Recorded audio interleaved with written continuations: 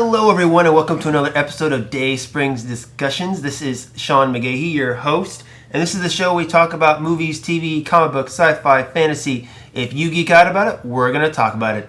Joining me again today is my lovely co-host, Miss Lisa Locke McGahee. Hello, Lisa. Hello. She's sitting here sewing while we're talking, so she's a multitasker, this one, I swear. Not enough hours in the day, huh? Nope, not enough. All right, guys, so funny thing happened when I was creating the show notes this week was, I know last week I was talking about how I feel like I should make just a Star Wars segment because we're going to mention Star Wars in every episode, but this week I was going through the notes and there was no Star Wars news. And I realized, of course there's no Star Wars news because it all drops yesterday and today. Today we're getting the trailer as well as ticket sales. And then yesterday we got the official poster that came out as well as a few other teasers for the trailer that comes out today. So I just want to take a brief few minutes, I promise, to talk about the poster. Lisa, what are your impressions of it? I thought it was pretty cool. I mean, I didn't delve into the specific details of it, probably like you will, but Indeed. But I think it looks neat. I like it. The only thing I noticed, which I'm sure you will talk about, is I wondered why there was no Luke on it. Yes, no Luke Skywalker. So every time there's a new teaser that came out, I went online on my blog and talked about what I think the possible plot of the story is because we still don't have an actual storyline, which I'm sure that will be revealed in tonight's trailer for that. So I went online just for fun and, gave my thoughts as far as what I thought the story was going to be. And I think Luke actually doesn't show up till the third act. I don't think he's in much of the film. I think the whole point of the movie is to find Luke. That's my belief. With the poster, I thought it looked pretty good. I thought it was a little too crowded, though. The only thing really that bugged me was Leia. I felt she's kind of poked out there, and she was looking a little weird. Of course, we don't know the significance of every character yet, if they play a pivotal role or not. But we have Rey's little helper as well there right beside R2 and 3PO. I thought Poe Dameron looked a little small because he's been one of the main characters that they have been pressing, really. And you have Finn, you have Kylo Ren, you have Rey, which are, good size, and then Poe's kind of small. So it almost seems like he has a less significant role, at least in this film. That's my way of looking at it. But it was pretty cool. I mean, I'm just buzzing. I'm waiting for this trailer to drop, really. It's going to be what I'm thinking about the whole day. Do you think they're going to drop it before Monday Night Football, Lisa, or do you think they're going to wait till after? I think they'll do it before. I think they're saying they're going to... I think everyone thinks they're going to do it during Monday Night Football, and they historically like to surprise you a little bit early. So I think it'll probably drop on the internet before the game. I hope so, because we don't have cable, and we watch Monday Night Football through our computer and iPad, and they don't show us commercials. So we may have to go out for dinner. Is that what you're saying? Either that, or I've already sent out some feelers to friends' houses, so we might have to go somewhere and watch the game. We'll bring a pie or something. People love pie. That'll make it all good. But yeah, totally excited for Star Wars. I think it is going to rock. But I will be doing a trailer reaction right afterwards, either tonight or first thing tomorrow morning, to get all my new thoughts on Star Wars Episode 7, The Force Awakens. So be on the lookout for that, guys, okay? Going into our actual topics today, I'm going to edit it a little bit from what I had, just because I wanted to talk a little Star Wars here at the beginning. So starting off, although he probably didn't intend to, Steven Spielberg has undoubtedly added fuel to speculation surrounding the future of the Indiana Jones franchise. Talking with Yahoo Movies about his new film Bridge of Spies, the director jokingly noted that the stiff competition between Tom Hanks and Harrison Ford for the actor with whom he's worked with the most. We've got to figure this out because now Tom is tied with Harrison Ford. Harrison and I did 4 movies. Tom and I now have done 4 movies, Spielberg said. Now I'll probably do an Indy 5 with Harrison, so it'll be 5 for Harrison, 4 for Tom. The obvious solution, he teased, is to follow Indiana Jones 5 with another Hanks film. Despite rumors that we could see another Indiana Jones movie, with or without Ford, by 2018, Lucasfilm president Kathleen Kennedy made it clear there's no timetable. As of May this year, there wasn't even a script. Franchise producer Frank Marshall even went as far as to say that there hadn't even been any discussions about Indiana Jones 5. Lisa, do you think Harrison Ford's going to be Indy again? I don't know, and honestly, I don't really care. Wow. Like, I've never been a huge fan of the Indy movies. I mean, I like the one. It's just because the last one's fresh in your mind. The last one was so bad, and I don't know, man. And even the first 3 Indy movies, like, I like them, but I wasn't like one of those kids that thought Indy was like the coolest thing. He is the coolest thing. Okay, I like the Temple of Doom. He made archaeology look cool. I know. I'm not saying that. I'm not disagreeing. I'm just saying I was never really into Indiana Jones, so I just don't know how they could do a new one with Harrison Ford. Like, he's getting old. I think it's one of those things. Not exactly like active action star. Yeah, I mean, he got hurt Indy. twice during the filming of Star Wars Episode 7. So people are like, oh no, because there's rumors also that his character Han Solo might actually die in this one, just because Solo wanted Han Solo to die way back in Episode 6, Return of the Jedi. So now they're like, oh, they're going to kill him in this one. And then, he is getting old, so his mobility isn't quite what it used to be when he was doing all those other movies. I think he'll be in it just as a cameo, really. Because in the Young Indiana Jones TV series, he actually made a cameo as an old Indy, like kind of sitting in front of a fire pit. So I think they could do something like that, where he could kind of flashback at the beginning to a younger himself. And of course, that'd be a new actor, and then that sets it up for a new actor to take over the reins, whether it be Chris Pratt or Bradley Cooper or whoever. Either of those two names sound good for you? I think they should get somebody who's not quite so famous. That's true. I think that's a good idea. Getting someone who can, somebody younger. I think it should be somebody a little bit younger than the two of them, who can really carry a new franchise, and somebody who maybe not a complete unknown, but maybe someone who's just starting, who's maybe been in a couple small indie films, or I don't know. I don't think it should be Chris Pratt or Bradley Cooper. Yeah, I think they both don't need it. I mean, they're great actors, so I think they would definitely. Oh, yeah, I'm not good. saying that they're not. I love them both. You know that. I'm just saying I don't think that they should be indie. All right, fair enough. But I don't know. Indie 5. I mean, I think it's just like Star Wars. They need to redeem themselves after the last one. Which really, when we were watching the last film, I was into the movie up until the point when Shia LaBeouf started swinging on vines like Tarzan. After that, and then they had like killer ants that were eating people. They fell off waterfalls that were hundreds of feet deep, and they all stayed in the boat, which was totally unbelievable.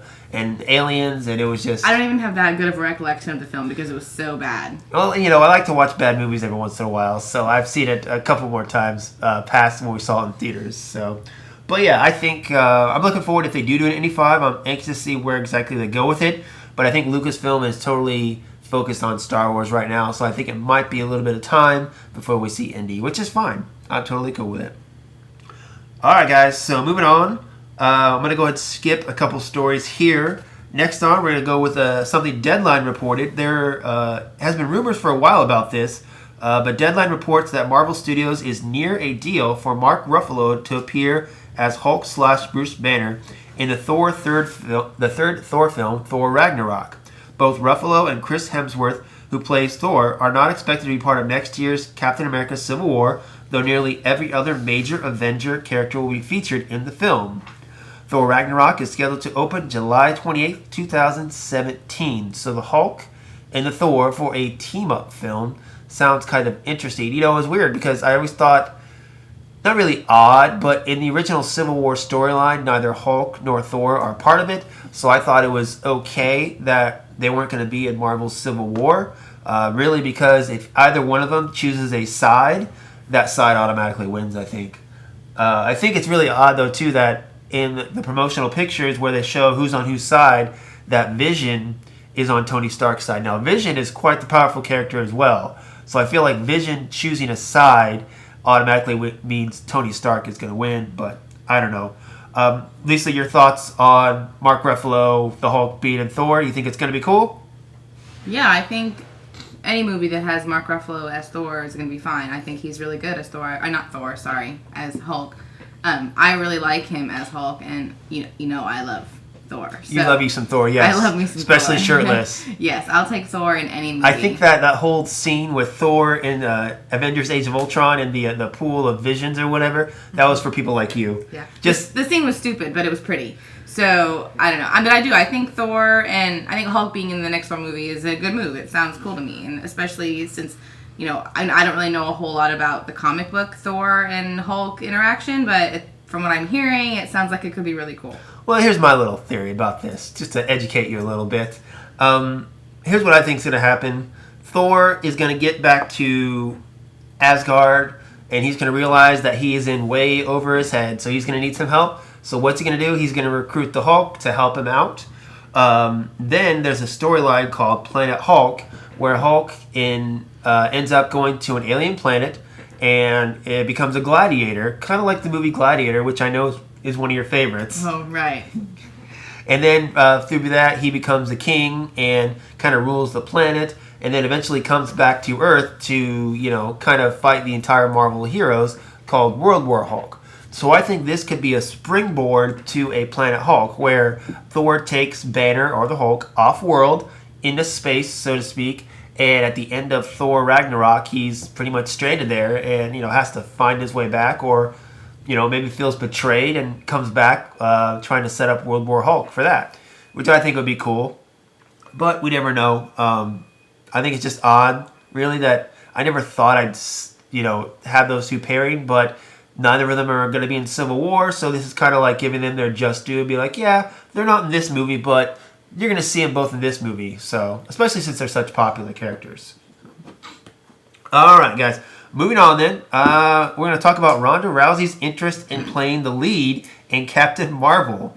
It's generated headlines and Photoshop images for weeks, but in case you thought she was just kidding about the idea, the UFC fighter is making it clear that she's as serious about this as she is when she steps into the octagon.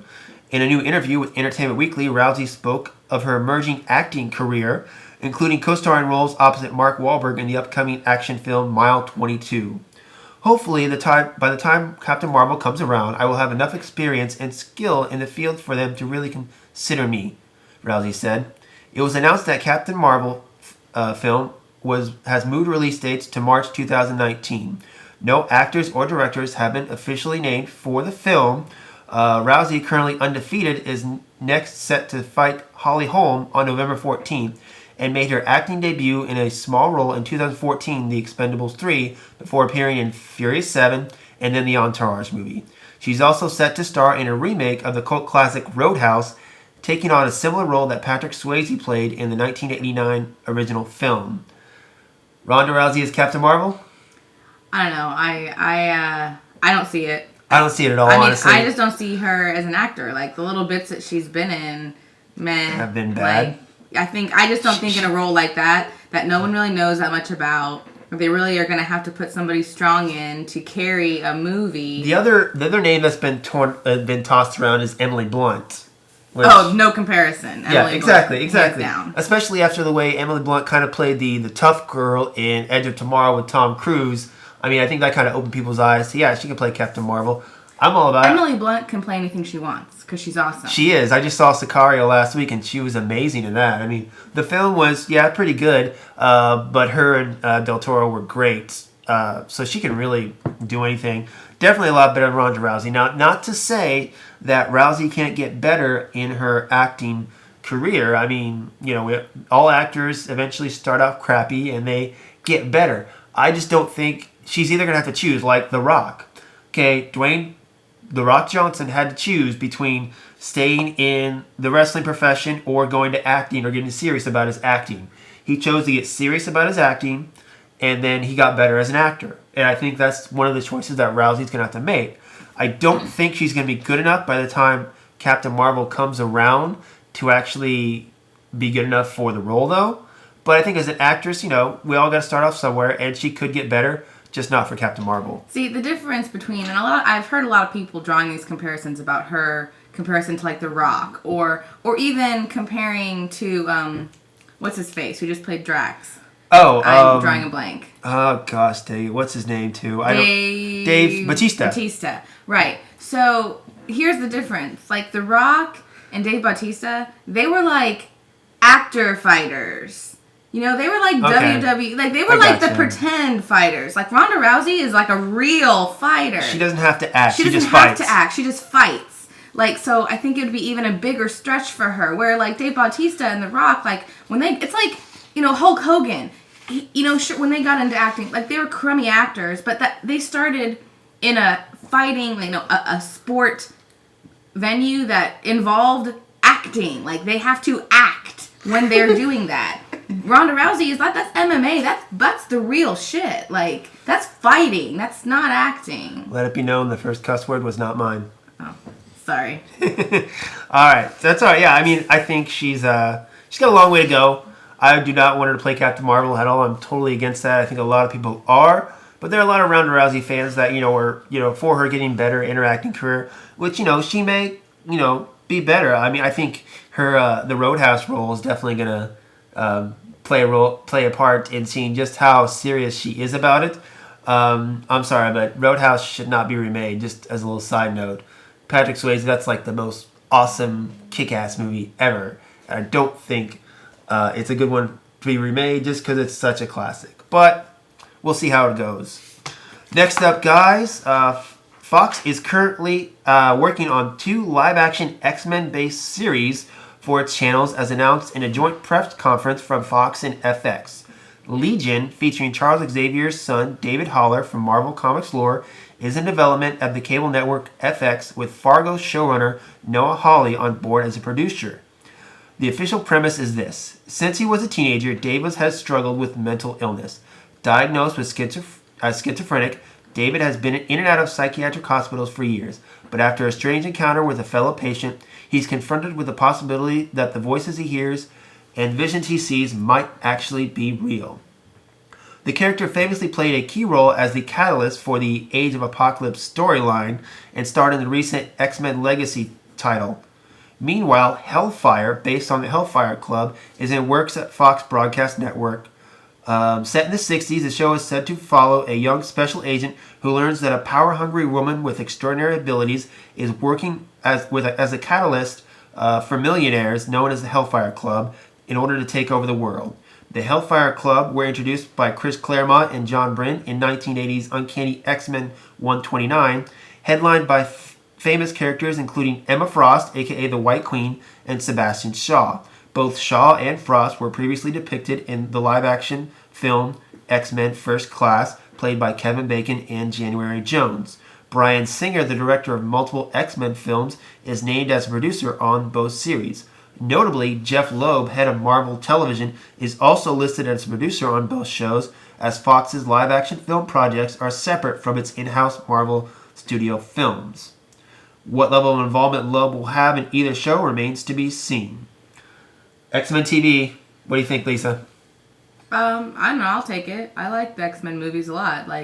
So I think anything that they're going to... Well, I think it's also going to be... I know Legion, they've already said this is going to be totally separate from the film. It's not going to be where, like Marvel Studios has their TV and their movies crossing over. So as a character, Legion, I think he's interesting if they do it the right way. And any show, any movie, any show can be good if you have good writing, good directing, good acting, of course. I think there's a way they could really screw it up, too.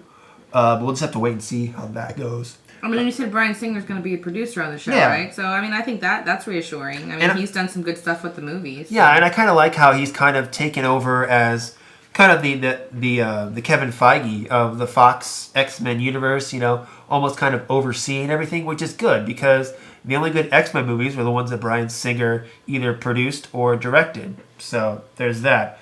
Speaking of which, the Hellfire Club... do you have any interest in seeing that as far as based on what you know from Kevin Bacon and January Jones' character? I don't know. I didn't... They were not my favorite part of the First Class movie. No. So I don't know that I really would care all that much. I mean, I know that the Kevin Bacon character, like in that X-Men animated series that you have on all the time. Yes. It's great. That character in those I find to be more interesting than his character was in the movie. So, Shaw, he's pretty interesting. He's not my favorite X-Men villain to the point where I'd want to see a show with him in it. Not really my thing. The character of Emma Frost, though, I am very interested to see her come back because, being the fact that I've read a lot of X-Men comic books and know how the character has progressed throughout the years, she is really a great character, and she definitely got the shaft in X-Men First Class. What I really hate most of all is in X-Men Days of Future Past, Mystique, played by Jennifer Lawrence, goes into Trask's office and sees the autopsy pictures of all the mutants they've killed, and some of them are from X-Men First Class. And, on the plane, when Charles and Eric are talking, Eric mentions all their friends from the first movie that are dead, and he mentions Emma. And I'm like, well, that sucks, because that means that Emma is dead, and they might not use her for the rest of the films, which sucks because she's such a great character, and to not have her in the movies, I think, is really disappointing for me. But I think if they do bring her back, they need to get a better actress. Yeah, I think January Jones was not a good choice for that. Or maybe it was just because they didn't give her a lot to work with. I don't know. I think that's the thing too. Same thing with Cyclops. They bring Cyclops back. They gotta it wasn't the actor. It was just they didn't give him much to do with. Cyclops was there pretty much as to be the third wheel in the love triangle between Logan and Jean, and that's horrible because that's not who he is. Again, another great character, one of my favorites that got the shaft. So hopefully. They'll bring him in better in this next one, X-Men Apocalypse. I mean, you're excited for X-Men Apocalypse, though, right? Yeah, I'm really excited I love Days of Future Past, so I'm really excited for the next stage in this movie. So here's the interesting part about this story: is Jeff Loeb, head of Marvel Television, is a producer as well. Now, Fox and Marvel Studios have pretty much had kind of a rivalry or a disagreement as far as dealing with the X-Men, because Marvel, wants all their characters back under one roof, so they don't want, Fantastic Four or X-Men to really succeed, supposedly, because they think, it'll buy them time to where they can get both those characters, the X-Men, back. So the fact that Loeb is now a producer on this as well means maybe they've come to some understanding, maybe they've reached some agreement to where Marvel Studios and Fox can, share the X-Men stuff. Or look at it this way. Fox didn't own the rights to do X-Men television series. Marvel Studios still had that. But now they're doing 2 X-Men television series. So somewhere along the way, Fox and Marvel Studios had a meeting to where they came to some agreement to where Fox could make X-Men television. Now, what did Fox have to give up for that? Some are saying the Fantastic Four. Nobody knows. It's still just rumors at this point. That'd be nice, though, because if anyone can make a good Fantastic Four movie, it's Marvel. And that would be really nice if we could get an actual good Fantastic Four movie. Yeah, I just don't want to see, like I said, I don't want to see all the characters under one roof, because that means, like, Fantastic Four movies will be, 5 years apart. Like, we'll get one, and it'll be 5 years before they get to another one. Or something like that, Well, the quality they've been lately, I can wait 5 years for another one. For a good one, that's true, I guess. But I think, X-Men unto itself, there's so many X-Men characters. You can keep that separate. You can build a whole cinematic universe around them, which it seems like what they're doing with Deadpool and Gambit. So that's fine. Leave, X-Men with Fox, because X-Men has always been separate in the Marvel comic book universe anyway. They've never really been a part of, a lot of major events. They've kind of always stuck to their own corner. So I'm fine with them staying with Fox. Fantastic Four, I think they should be back with Marvel Studios, just to incorporate them, because there are some good storylines what they are a part of. So there's that. Well, this next one I think you're going to be really thrilled about. The world we know is about to go rumbling, as Legendary Pictures has announced in 2020 we are getting a Godzilla vs. King Kong film. As reported by Variety, the upcoming throwdown not only unites the 2 mythic monsters in one movie, but also brings the culmination of the separate franchises that began in 2014's Godzilla and continues with the upcoming Kong Skull Island in March 2017 and Godzilla 2 coming in June 2018, which is said to feature the King Lizard as well as some of the other legendary monstrous adversaries. Legendary's Thomas Toll said, "Today I'm excited to reveal that Godzilla was only the beginning of an epic new entertainment universe. As a lifelong fan of these characters, we've always wanted to see the ultimate showdown, and today we're pleased to announce that and more. Kong and Godzilla battled one way back in 1962 film titled King Kong vs. Godzilla. Much of the final battle between the two wasn't seen and took place underwater and the outcome was different depending on if you saw the Japanese or American version. Basically, Godzilla won the Japanese version, King Kong won the American version. But we can look for these two in 2020. Lisa, I know you're super excited about this one. Yeah, I'm super excited. I mean, actually, I whatever. I mean, I like the Godzilla movies. I like the King Kong You didn't see the recent one, though, did you? No, I did not see the most recent one. But I liked the one that everybody hated that had Matthew Broderick in it. I thought it was fun. That was like Jurassic Park. I know, it was fun. It was fun. I liked it. I mean, I'm not trying to say it was like any kind of, cinematic masterpiece, but I enjoyed it. And I like the King Kong movie. I mean, I thought it was too long, a la Peter Jackson. But Peter Jackson doesn't know what the word editing means. Yeah, I mean, and I didn't hate that King Kong movie. I thought it had a lot of redeeming qualities. No, I loved it, actually. I thought parts of it I was bored, but overall I thought it was a lot of people complain that if you take out the first hour of that movie and just start with them getting on the island, it could have been better. I like the setup. I mean, I'm a guy, I like to see the full story, I like seeing deleted scenes. I think But you don't like the extended editions of Lord of the Rings? The one part where Peter Jackson edited inappropriately? Because I feel like that doesn't add anything to the story. It totally does. It does not. Oh, you're not making any sense. I've seen you've had me watch the extended editions before, so much better. And they're not that much better. Yes, they are. Whatever. We can debate this later, but I mean, I just don't think it adds too much to it. I'm a fan of King Kong, but here's the big thing is, in the new Godzilla movie, which is where they're going to jump off from, Godzilla is the size of the Empire State Building. King Kong normally climbs up the Empire State Building. So either they have to shrink Godzilla down, or they have to make King Kong bigger, or a combination of the two. Which do you think they're more likely to do? I do not know. But I think Godzilla probably is too big. But here's the thing, though, too, because it mentioned in Godzilla that they're going to have other monsters, some of his other legendary monsters. I feel like it's going to be one of those Batman v Superman scenarios where like Kong and Godzilla are going to have like one fight, and then they're going to team up and go against the other monsters. Maybe. I don't know. I don't see this really panning out for the long run. I think it's kind of like, again, Batman v Superman. You put these huge franchise characters together in one movie, creates a lot of buzz and does well for that movie, but then in the long run, I don't think it's going to pan out.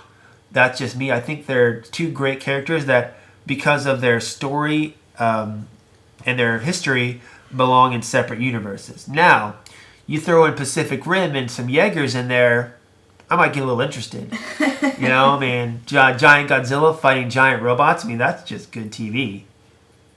Yeah, that could work. But that's just me thinking because I want Pacific Rim 2 to happen. But anyway.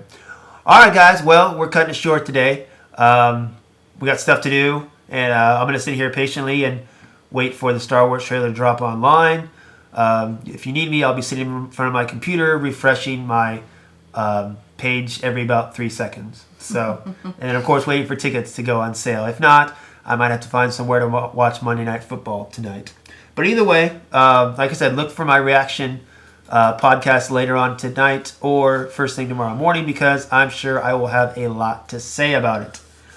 But that's it. Anything else you want to add, Lisa? Nope. I'm excited for the trailer too. Can't wait to see it. Yeah. All right, guys. That's it. Until next time, have a good one.